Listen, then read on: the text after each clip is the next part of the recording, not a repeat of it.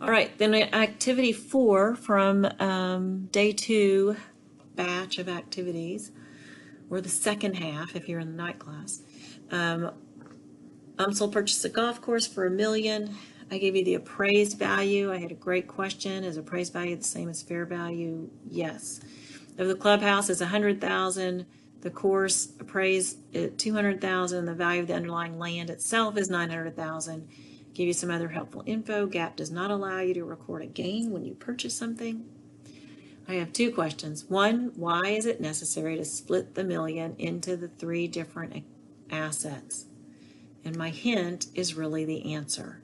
Okay, think ahead about subsequent period accounting treatment of buildings, land improvements, and land. So thinking ahead, even though we haven't covered Chapter 11, you know this from your earlier accounting classes, what do we do if we buy a building, or we construct a building for that matter? Once we've put it on the books, does its value sit at the same level forever? And you think a minute and go, no, we depreciate it. Okay, depreciate it. Okay, do we depreciate land? If you would think back, well, I've never heard of depreciating land. That's because we don't. We don't depreciate land.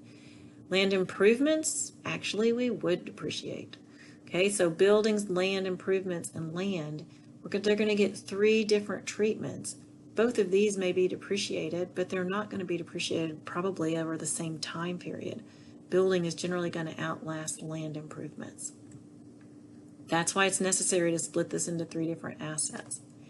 Okay, the question that you had to do some calculations for with your group, or what are the values that should be recorded for the clubhouse, the land improvements, and the land initially. All right, so this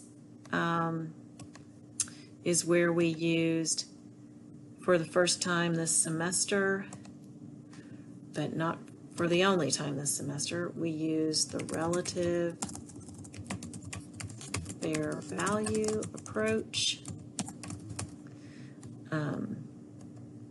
Some of you said the relative fair value allocation. That may be back to the revenue recognition stuff you did in 3401. But the relative fair value approach, using the percentage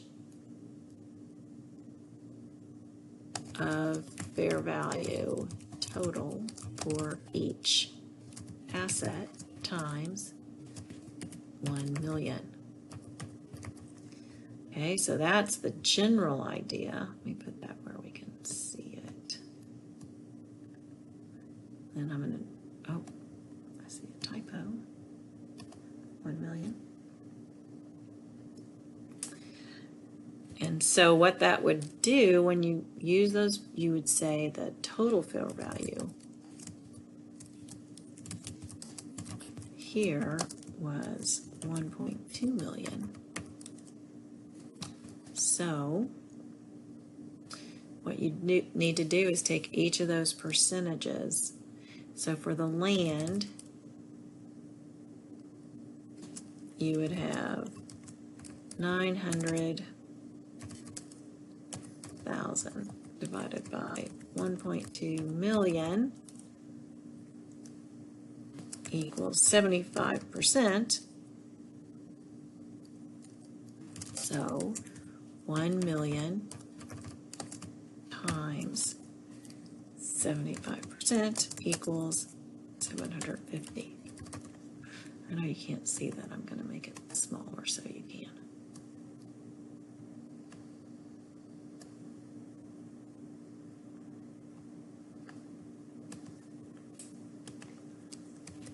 So look at the process, and this is what you would do for each of them. 900,000 over 1.2 million gave you 75%.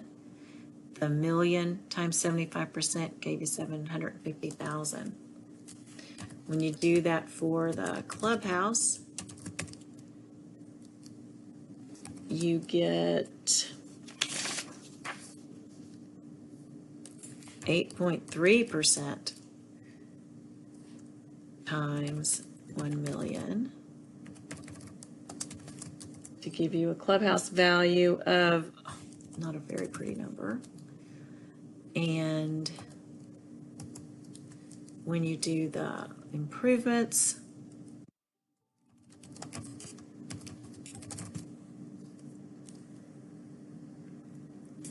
you get a value of 16.67. 16.7, let's round it over there. 7% times 1 million. And that's going to give you for the land improvements. So if you add up the pieces, 750 plus 83,333, 166, 667, you're going to get the million that you need to get. That's how that works. The relative fair value approach is what it is called. We will use it many times during the semester.